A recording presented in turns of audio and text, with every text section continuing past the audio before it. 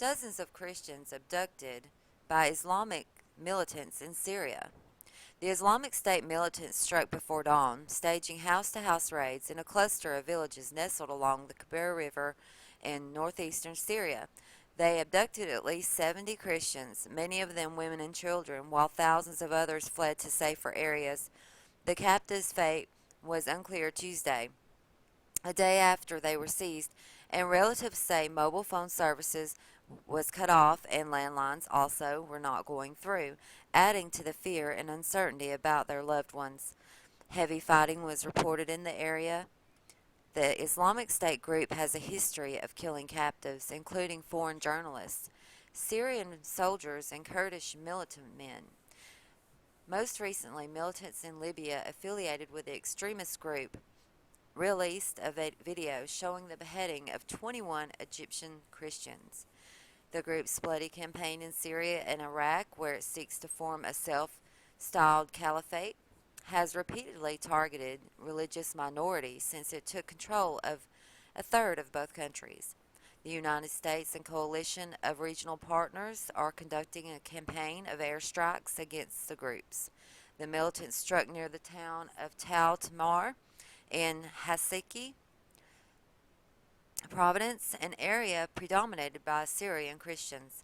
Most of the captives came from Tal Shamiran and some from Tal Hurmez. Nuri Kino, the head of a group, called a demand for action, said between 70 and 100 Syrians were taken captive. About 3,000 people fled and have sought refuge in the cities of Hasaka and Qamishi, he said, adding that his activist group based its information on conversations with villagers who fled the attack and their relatives. His group focuses on religious minorities in the Middle East. Have they been slaughtered? Are they still alive? We're searching for any news, said an Assyrian Christian woman, Tel Shariman, who now lives in Beirut. The woman said she has been trying to find out what has become of her parents, her brother, and his wife and their children, but couldn't reach anyone in the village. I feel so helpless. I cannot do anything for them but pray, she said, speaking on condition of anonymity for fear of endangering relatives believed to be held by the militants. The British-based Syrian Observatory for Human Rights, which also reported the abductions, puts the number of Christians held by the Islamic State group at 90. The observatory relies on a network of activists inside Syria. Folks, I think now the number may be up to 150, is what I heard on a video I watched just a few minutes ago. Pray for these Christians. Nobody deserves to be done the way ISIS is doing people.